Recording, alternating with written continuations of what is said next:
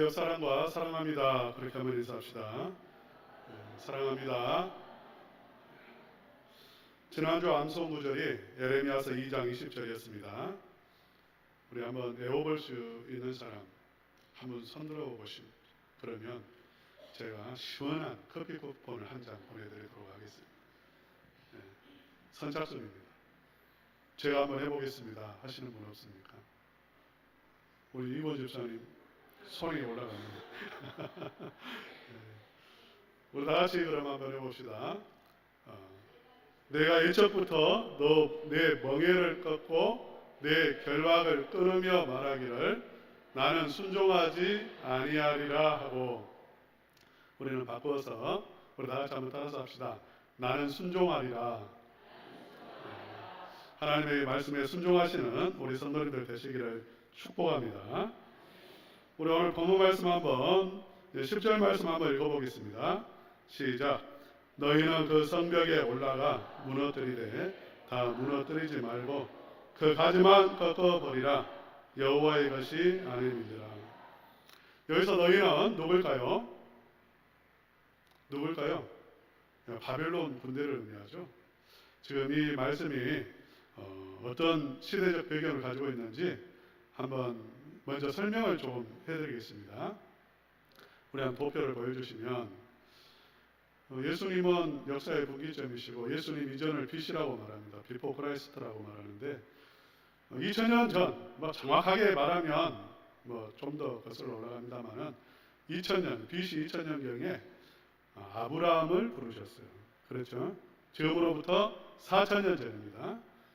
그리고 아브라함을 부르셔서 이제 가나안 땅으로 인도하여 내시고 또 이렇게 자손을 낳게 하시고, 그 다음에 400년 후에 이스라엘 백성들은 어디에 있었냐면 이집트에 있었고요. 400년 후에 출애굽을 하게 됩니다. 이때 인구가 아브라함 한 사람으로부터 시작했는데 인구가 거의 200만 가까운 거대한 민족을 이루었어요. 400년 만에 하나님의 큰 은혜가 주어진 것이죠. 출애굽의 역사가 있었습니다. 그래서 가나안 땅에 들어왔어요. 그리고 400년 후에 다윗 왕이 또 다윗 왕국을 건설했습니다. 그 이전에는 사사시대였어요. 사울 왕이 있었습니다마는 명실상부한 이스라엘 왕국은 다윗이 건설하게 되어졌습니다. 400년 후 1000년, BC 1000년에, 그러니까 지금으로부터 3000년 전 이야기입니다. 그리고 그로부터 또 한 400년 후에, 그러니까 BC 600년입니다. 이스라엘 왕국은 멸망합니다. 북이스라엘은 이미 100년 전에 멸망했고 남유다, 이 유다가 이제 남아 있었는데 멸망합니다. 오늘 본문의 말씀, 지금 성벽에 올라가서 무너뜨리되 무너뜨리지 말라, 다 무너뜨리지는 말라, 가지를 꺾지 말라, 이 말은 이제 지금 BC 600년에 지금 유다 이 나라 백성들을 두고 하는 말입니다. 이때 지난번에 말씀드렸던 것처럼 세계의 격변기라고 말씀을 했어요. 세계의 격변기. 한번 바벨론 그 왕국 지도를 한번 보여주시기 바랍니다. 지금 이스라엘을 이렇게 끼고 밑으로는 무엇이 있죠? 이집트가 있어요. 강렬한 제국이죠. 이집트 제국이 있고요. 그 다음에 위에는 아수르가 있었고, 그 유브라데 강 하류에 바벨론 제국이 있습니다. 처음에는 애굽, 이집트 천하였어요. 이집트가 온 세상을 다스렸습니다. 그 다음에는 아수르 제국이 온 세상을 다스렸습니다. 그래서 아수르 제국이 북이스라엘을 멸망시켰습니다. 그 다음에 이제 100년도 안 돼서, 아주 세상이 급변해요. 100년도 안 돼서 밑에 있는 바벨론 제국이 이제 세계를 정복합니다. 그리고 바벨론 제국이 이제 올라와서 애굽을 정벌하러 가는 거죠. 애굽을, 이집트를 정벌하러 가는데 그 사이에 예루살렘이 있는 것입니다. 세 차례에 걸쳐서 이스라엘을 공격하게 되어지죠. 지금 그래서 너희는 이라고 했을 때에 바벨론 제국을 의미합니다. 바벨론 제국이 이제 남하하면서 이스라엘을 이제 공격하는데 철저하게 파괴하죠. 철저하게. 성벽을 다 무너뜨려버리고 다 불태워버리고 예루살렘 성전도 불태워버려요. 그런데 다 불태운 것은 아니에요. 무엇이냐면 가지만 꺾어버렸다는 거죠. 눈으로 볼 때는 다 멸망시켰는데 이렇게 밑둥이죠. 나무 잘라버렸어요. 그런데 밑둥이 살아있고 뿌리가 살아있는. 뿌리는 뽑지 마라 그 말이에요. 그 이유가 11절에 나옵니다. 11절 한번 읽겠습니다. 시작. 여호와의 말씀이니라 이스라엘의 집과 유다의 집이 내게 심히 반역하였느니라. 심히 반역했기 때문에 하나님에게 순종하지 않았다. 나는 순종하지 아니하리라. 지난주에 우리가 말씀드렸습니다. 하나님의 말씀, 하나님의 법, 하나님을 그들은 멍해로 생각을 했습니다. 그 결과예요. 우리 한번 19절 말씀도 한번 읽어봅시다. 시작. 그들이 만일 이러기를 우리 하나님 여호와께서 어찌하여 이 모든 일을 우리에게 행하셨느냐 하거든 너는 그들에게 이러기를 너희가 여호와를 버리고 너희 땅에서 이방 신들을 섬겼은즉 이와 같이 너희 것이 아닌 땅에서 이방인들을 섬기리라. 이스라엘 백성들은 철저하게 세 차례에 걸쳐서 아주 짓밟혔어요. 전쟁이 한 번만 일어나도 초토화가 됩니다. 여러분 임진왜란 아시잖아요. 몇백 년 전 사건이지만 아직도 그 상흔은 남아있습니다. 그 상처가 남아있어요. 전쟁은 아주 무서운 것입니다.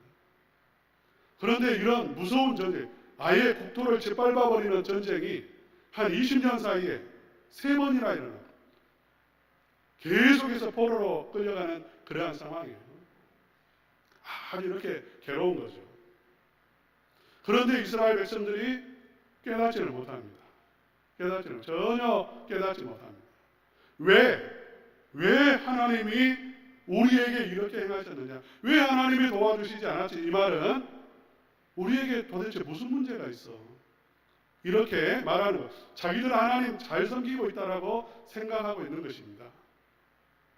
왜냐하면 그들은 아세라를 섬기고 바알을 섬기고 우상들을 섬겼어요.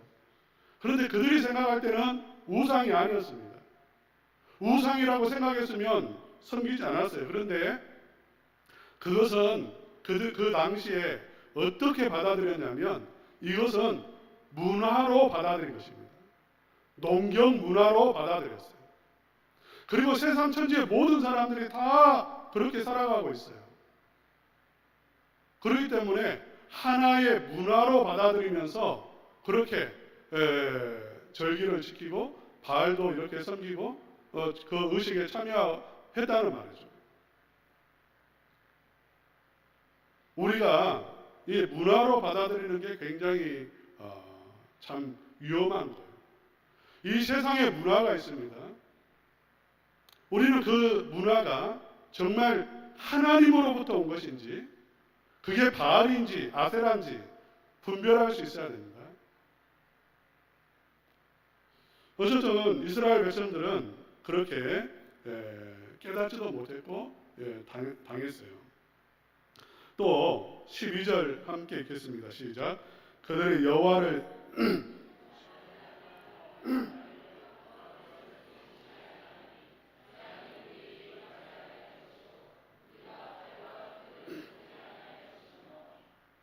이 말은 무슨 말이냐면 자기들은 잘 섬긴다고 섬기고 있는데 계속해서 이런 일들이 일어나고 선지자는 경고하고 있어요.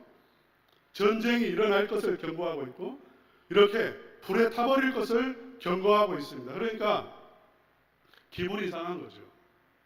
기분이 상해서 말하는 겁니다. 여호와가 어디 계시냐? 하나님이 어디 계시느냐? 그렇게까지 말을 하고 그런 일들, 바벨론이 침공한다는데 그런 일들은 일어나지 않는다라고 말을 하고요. 또 선지자들은 바람이라 그 말은 바람 잡는 소리 한다 그 말입니다. 거짓말한다는 것입니다. 그래서 그 말들이 이루어지지 아니할 것이라고 그렇게 말을 하고 있어요. 그러니까 감정적으로 대응하고 있는 거죠. 여러분, 지금 이 상황을 놓고 보면 우리가 이런 생각을 하게 됩니다. 하나님하고 이스라엘 백성들하고 이 사이가 좁혀지지 않아요. 서로 이해도 되지 않아요. 전혀 통하지를 않는 상태죠. 딱 봐도 알 수가 있습니다. 하나님의 말씀이 통하지가 않고 이스라엘 백성들은 우리가 도대체 무슨 문제가 있느냐라고 그렇게 답답해하는 그러한 상황입니다. 또 실갱이를 벌이는 것처럼 보이고요. 그래서 하나님 입장에서 생각을 해보면 마치 이런 거 아니에요. 며칠 전에 이런 그 기사가 떴더라고요. 여러분 금쪽이 보시는지 모르겠는데 오은영 박사님이 이렇게 이렇게 그 상담처럼 해주는 것 같아요. 저는 보지는 않았습니다만은 글을 읽었어요. 금쪽이가 초등학교 2학년인데 얘가 심각한 문제가 있어요. 학교에 가면 아주 이렇게 폭력적으로 행동합니다. 조금만 기분에 맞지 않아도 난동을 피워버려요. 얘들을 그냥 막 때리고 욕을 하고 그냥 교실을 난장판으로 만들어버려요. 그래서 이제 선생님도 통제가 안 되니까 교감 선생님이 오시고 교장 선생님이 오시는데 교장 선생님도 무서워하지 않아요. 그냥 막 교장 선생님에도 막말을 쏟고 욕을 하고 또 그렇게 못하도록 붙잡으면 교장 선생님까지 또 때리는 거예요. 아주 심각하죠. 집에서도 마찬가지예요. 집에서 어머니가 뭐라고 말하면 기분 나쁘면 그냥 순간적으로 폭력적으로 아주 분노해가지고 어머니에게도 막 욕을 하고 어머니를 때리고 이런 거예요. 그래서 그렇게 하지 말라고 하면 오히려 더 심해지는 거죠. 부모가 어떻게 할 수가 없어요. 마치 이 모습을 보는 것 같아요. 하나님께서 이스라엘 백성들에게 너희들 그렇게 하면 안 돼. 그렇게 말하면 오히려 더 화를 내고 하나님 어디 계시냐고 말하고 더 이렇게 빗나가 버리고요. 하나님도 어떻게 통제를 못하는 그런 상황. 그래서 너희들 한번 두고 봐라. 그래 좋아. 마음대로 한번 해봐. 그렇게 했더니 다 망해버렸다. 불태워져 버렸다. 이렇게 우리가 볼 수가 있단 말이에요. 그러니까 좀 더 이렇게 나가서 생각해 보면 하나님은 이스라엘 백성들에게 좋은 것 주시려고 하고 은혜를 베푸시는데 이스라엘 백성들이 못돼 먹어가지고 이 백성들이 잘못해서 하나님의 계획, 그래 이스라엘 백성들에게 복 주시려고 하는 하나님의 계획이 무너져버리고 원래는 망하지 않아야 되는데 이스라엘 백성들이 망하게 되어졌다. 전적으로 이건 이스라엘 백성 책임이다. 이렇게 생각할 수가 있는 거예요. 또 하나는 그래서 이스라엘 백성들에 대한 혐오감을 갖게 됩니다. 이 혐오감은 근래에만 있었던 게 아니라 예전부터 고대 때부터 이스라엘 백성들에게 혐오감을 가졌는데 그 이유가 무엇이냐면 이스라엘 백성들이 이렇게 말을 듣지 않는다는 거예요. 하나님을 거역하고 못된 짓을 하고 은혜를 배반하고 그러니까 이 민족이 정말 아주 나쁜 아주 고약한 이런 민족이다는 것입니다. 그래서 이스라엘 이 민족에 대한 혐오감을 갖고 바라보는 것이죠. 마치 성경을 읽으면서 도대체 이 민족이 어떤 민족이야? 우리가 오늘 본문을 읽으면서도 이런 못된 놈이 있나? 나라면 그렇지 않았을 텐데 이렇게 바라볼 수 있다는 것입니다. 근데 하나님께서 지금 능력이 없어서 하나님의 계획이 실패해가지고 지금 망하는 것도 아니에요. 하나님께서 능력이 부족해서 이 백성들을 이렇게 말 안 듣도록 내버려 두는 것도 아닙니다. 하나님의 계획이 있습니다. 하나님의 뜻이 있어요. 이스라엘 백성들을 부르신 하나님의 계획이 있습니다. 그래서 오늘 본문에 보면 이런 말씀이 나와요. 우리 한번 15절 말씀 다 같이 한번 읽어봅시다. 시작. 여호와의 말씀이니라 이스라엘 집이여 보라. 네, 여기까지만 하겠습니다. 이스라엘 집이여 보라. 우리 한번 따라서 합시다. 이스라엘 집이여 보라. 네, 집으로 표현하고 있어요. 민족이라고 말하지 않고. 집을 세우시는 분은 하나님이십니다. 특별히 이스라엘 백성들을 세우신 분은 하나님이세요. 이스라엘 집이라고 말했을 때는 하나님이 이 백성을 세우셨고 하나님이 이 집 안에 거하시고 이스라엘 집이라는 것은 하나님이 지금 인도하시고 보호하시는 공동체, 집은 사랑의 공동체입니다. 하나님의 사랑이 있는 공동체예요. 이 표현을 쓰는 이유는 무엇이냐면 생각해보라는 것입니다. 이스라엘 집, 이 집을 선택하신 하나님의 목적, 하나님이 어떤 분이신가를 생각해보라는 거예요. 그래서 우리는 간략하게 세 가지, 하나님이 이스라엘 백성들을 선택한 이스라엘 집을 세우신 목적이 무엇인지 세 가지만 말씀을 드리려고 합니다. 첫째로 하나님이 이스라엘 백성들을 선택하시고 이스라엘 집을 세우신 이스라엘 민족을 택하신 이유는 하나님이 어떤 분이신가를 보여주시기 위함입니다. 하나님을 계시한단 말이에요. 이스라엘 백성들을 통해서 하나님 자신이 어떤 분이신가를 계시한단 말이죠. 자, 우리 한번 아까 도표 한번 보여주시기 바랍니다. 이스라엘 백성의 출발은 아브라함으로부터 시작합니다. 하나님은 아브라함에게 나타나셔서 말씀하셨어요. 하나님은 어떤 분이시죠? 하나님은 어떤 분이세요? 살아계신 분이세요. 할렐루야. 예, 살아계시기 때문에 찾아오실 수 있어요. 살아계신 분이기 때문에 말씀하실 수 있어요. 하나님은 살아계시고 하나님은 나에게 찾아오시고 하나님은 나에게 말씀하시는 하나님이십니다. 믿으시기를 축복합니다. 신앙생활은 관념이 아닙니다.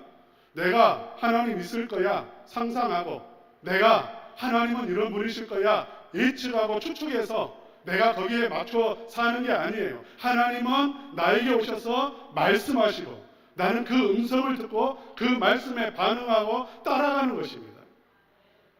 이게 신앙생활이에요. 하나님과 교제가 이루어져야 됩니다. 여러분이 그냥 생각 속에서 하나님 믿지 마세요. 하나님의 음성을 들으려고 하세요. 하나님은 말씀으로 찾아오시고 지금도 말씀으로 우리의 발걸음을 세밀하게 인도하시고 여러분의 인생을 인도하시는 하나님이세요. 출애굽만 보더라도요. 하나님은 자기를 계시하셨어요. 하나님은 어떤 분이신가? 구원의 하나님이신데 창조의 능력으로 구원하신다는 것입니다. 할렐루야. 하나님은 구원의 하나님, 인도하시는 하나님. 여러분 보세요. 하나님은 홍해를 왜 가르셨죠? 홍해를 가르신 목적이 뭐예요? 자기를 계시하는 겁니다. 온 세상 모든 백성들에게 이스라엘 민족뿐만이 아니라 모든 민족에게 내가 창조의 하나님이고 나 외에 다른 신이 없고 나는 구원의 하나님이고 길을 여시는 구원의 길을 여는 하나님이고 바다를 길로 만드는 전능한 하나님이심을 보여주신다는 것입니다. 할렐루야. 사랑하는 성도 여러분, 여러분 앞에 홍해가 있죠? 하나님이 가르실까요? 가르치지 않을까요? 반드시 갈라주실 것을 믿으시기를 축복합니다. 하나님 홍해를 가르치는 하나님, 그 갈라주신 것은 왜 갈라주셨는가? 지금도 가르친다는 것입니다. 지금도 그러한 은혜를 베푸신다는 거예요. 계시하셨다고. 자기를 계시하셨어요. 나는 이런 하나님이야. 너의 인생의 길을 열고 우리를 구원하고 홍해도 가르시는 지키시고 보호하시는 구원의 하나님 또 광야를 통해서 공급하시는 하나님이심을 계시하셨단 말이에요. 할렐루야. 좋아요 안 좋아요? 예. 하나님은 이스라엘 백성들을 통해서요 끊임없이 이렇게 계시하셔요. 오늘 본문 말씀 우리 10절 말씀도 다시 한번 읽어보겠습니다. 시작. 너희는 이 성벽에 올라가 무너뜨리되 다 무너뜨리지 말고 꺾어버리라. 여호와의 것이 아님이니라. 하나님은 어떤 하나님이신가? 이 한 구절만 봐도 알 수 있습니다. 하나님은 약속을 지키시는 신실하신 하나님이라는 것입니다. 이스라엘 백성들을 선택하시고 하나님이 복 주실 것을 약속하셨어요. 그래서 가지만 꺾고 그 뿌리 그리고 그루터기는 살아있도록 하나님이 특별히 이스라엘 백성들을 지키시고 보호하신다는 것입니다. 이스라엘 백성들은 망할 수가 없어요. 지금 보세요. 그 무서웠던, 지도 한번 보여주시기 바랍니다. 그 무서웠던 바벨론 제국 사라졌습니다. 이집트도 그 제국이 지금 그 옛날 제국은 사라졌어요. 아수르도 사라졌습니다. 이스라엘은 어떻죠? 지금 있습니까? 없습니까? 이스라엘은 지금도요.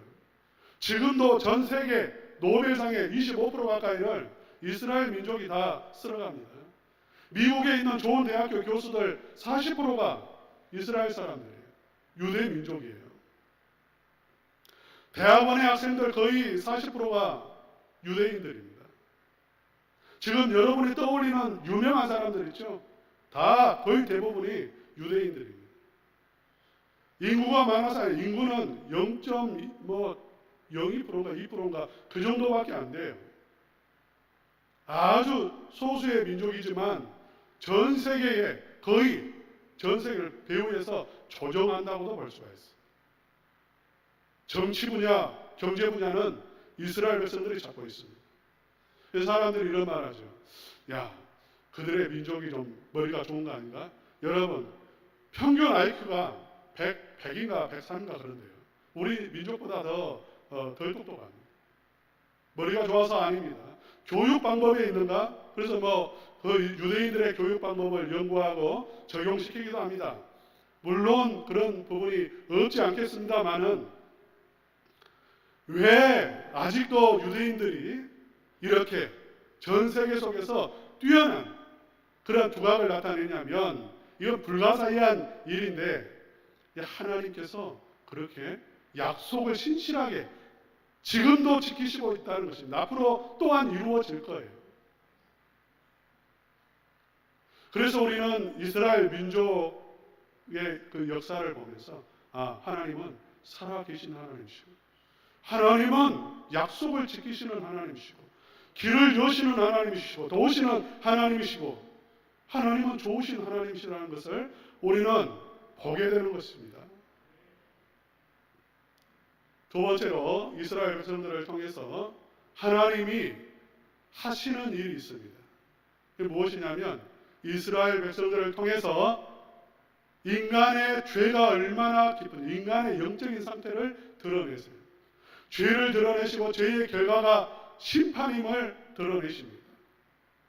그러니까 오늘 본문에도 이렇게 심판하는 게 하나님이 할 수 없어가지고 그렇게 하는 게 아니에요. 드러내신단 말이에요. 인간의 한계를 드러내세요. 마치 이런 겁니다. 하나님이 이스라엘 백성들에게 방금 전에 말했던 것처럼 어마어마한 은혜를 주셨습니다. 우리 모세의 고백을 한번 들어보겠습니다. 신명기서 33장 말씀이죠. 우리 다 같이 한번 읽어봅시다. 시작. 이스라엘이여 너는 행복한 사람이로다. 여호와의 구원을 너같이 얻은 백성이 누구냐? 그는 너를 돕는 방패시요 내 영광의 칼이시로다. 내 대적이 너에게 복종하리니 내가 그들의 높은 곳을 밟으리로다. 여러분, 이스라엘 백성처럼 여호와의 살아계심을 체험하고 은혜를 경험하고 능력을 경험한 구원을 경험한 백성이 어디가 있습니까? 사람이라면 배반하면 안 되죠. 우리가 정말 어렸을 때 저에게 고신대 신학과 간다고 동네 할머니가 만 원인가 2만 원을 이렇게 쌈지 이렇게 그 골마리에서 이렇게 빼가지고 주신 적이 있는데 지금도 고마워요. 지금도 2만 원 주신 게 지금도 고마워요. 동네 명절 때 그 손자들이 이제 그분은 돌아가셨고 손자들이 오면 저는 꼭 그 이야기합니다. 너희 할머니가 나에게 이런 은혜를 베풀었고 너희 할머니는 좋은 분이었고 너 지금 내가 용돈 주는데 이건 너희 할머니의 열매야. 이렇게 말합니다. 고마워요. 하물며 이스라엘 백성들 이렇게 구원해를 출애굽 시켜주셨고 홍해를 갈라주셨고 적과 꿀이 흐르는 가나안 땅에 살게 해주셨는데 하는 소리가 뭐냐면 하나님 어디 계시냐. 하나님이 해준 게 뭐냐. 이게 뭐냐면 은혜가 다 쏟아져 버렸다는 것이죠. 하나도 그들의 속에 영혼 속에 심령 속에 은혜가 들어오지 않았어요. 쏟아버려서 다 그들의 속은 다 비었어요. 하나님의 은혜로 충만해야 되는데 하나님의 은혜는 하나도 없어요. 여러분 우울증이라는 게 요즘 우울증에 걸리신 분들이 많아요. 근데 그 우울증은 무엇이냐면 우리 몸속에 세로토닌이 그 세로토닌이라고 하는 호르몬이 적어서 생기는 것입니다. 결핍입니다. 결핍. 본래 그 신경세포가 있고 우리 몸에는 그 신경세포 사이에 이게 뉴런이라고 하는 것이 이런 신호도 전달하고 호르몬을 전달하는 역할을 하는데 이 세로토닌을 전달을 해줘야 되는데 이 전달하는데 문제가 생겨버린 거예요. 이게 뭐냐 행복 이런 것을 주관합니다. 그러니까 세로토닌이 몸속에 많으면 아주 의욕적이 되고 기분이 좋아지고 행복감을 느끼게 돼요. 이게 부족해지면 절망감이 들어오고 우울하고 굉장히 이렇게 낙담이 되고 아주 깊은 어둠 속으로 내려가 버리는데 세로토닌이 공급되지 않는 한 여기서 빠져나올 수가 없습니다. 이건 병이에요. 그러니까 질병이에요. 질병. 마치 뇌의 혈관에 문제가 생기면 혈액이 공급 안 되면 멍해지고 그 다음에 그것이 공급 안 된다는 것은 팽창한다는 건데 터지면 이게 뇌졸중이나 뭐 이렇게 되는 것처럼 우울증도 그런 거예요. 그냥 세로토닌이 전달이 돼야 되는데 전달이 안 되는 거예요. 이스라엘 백성들의 영적인 상태가 이런 겁니다. 하나님은 은혜를 그냥 폭포수와 같이 폭우처럼 우리에게 쏟아부어 주시는데 우리에게 문제가 생겨버렸어요. 그것을 받아들이는 은혜를 받아들이고 하나님의 말씀을 받아들일 수 있는 우리 속에 있는 영적인 그 기능이 파괴가 되어버렸어요. 상실하게 되어진 것입니다. 그래서 다 쏟아져 버리는 거예요. 그러니까 속이 비어있고 어둡고 여전히 결핍되어 있기 때문에 무엇을 찾냐면 우상을 찾는 것이죠. 뭔가 중독, 뭔가 하나에 홀리게 되어 있어요. 빠져 있어요. 모든 인생은 다 가만히 보면 뭔가에 빠져 있어요. 뭔가에 빠져 있어요. 왜? 결핍되어 있어요. 그러니까 이스라엘 백성들을 통해서 계속해서 보여줍니다. 인간의 문제가 있다는 것입니다. 근본적인 문제가 있는데 그것은 하나님과의 관계가 막혀있고 하나님의 은혜를 붙는다 할지라도 깨닫는 게 아니라 감사하는 게 아니라 전혀 느끼지를 못해요. 전혀 느끼지를 못해요. 이게 전적 부패라는 전적 부패. 양심이라도 살아있으면 고맙다는 말을 할 텐데 양심까지도 파괴되어서 하나님에게 감사하지 않아요. 계속해서 하나님의 이스라엘 백성들을 통해서 하나님의 살아계심을 증거하고 이스라엘 백성들이 끊임없이 실패하죠. 이렇게 망하기 직전까지요. 출애굽부터 망하기 직전까지 한 1000년 동안 하는 일이 무엇이냐면 계속해서 죄를 졌어요. 계속해서 하나님 떠나요. 보여주는 거예요. 인간의 문제가 있다는 것을 보여주는 것입니다. 마지막 세 번째로 하나님께서 이스라엘 백성들을 통해서 선택하신 이유는 하나님의 구원의 계획을 보여주시고 그리고 예수 그리스도를 우리에게 보여주시기 위해서 이스라엘 백성들을 선택하셨습니다. 도표 한번 보여주시기를 바랍니다. 도표.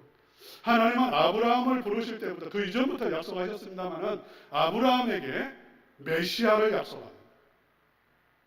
구원자를 약속하십니다. 출애굽을 통해서 그 구원은 어린 양의 피를 통해서, 그러니까 피 흘림을 통해서 구원이 임할 것을 말씀하십니다. 다윗을 통해서 다윗과 같은 왕이 일어날 것을 말씀하십니다. 그리고 끊임없이 이스라엘 역사 속에서 하나님은 구원자의 모습을 선명하게 보여주세요.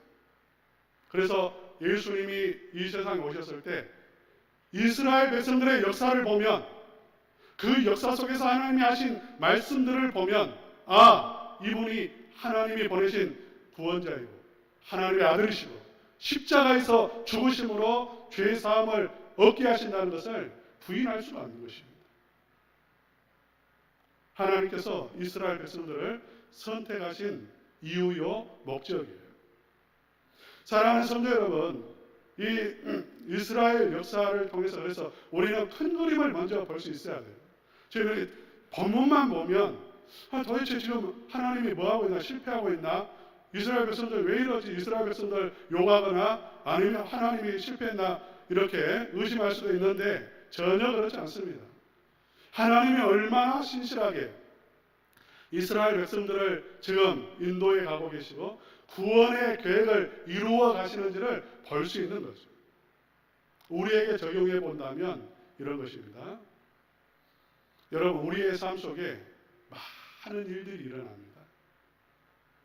그 일들은 다 하나님께서 자신이 어떤 분이신가를 나에게 보여주시기 위한 것입니다. 전에 말씀드렸죠. 사건이 없으면 그 사람이 어떤 사람인 줄을 몰라요.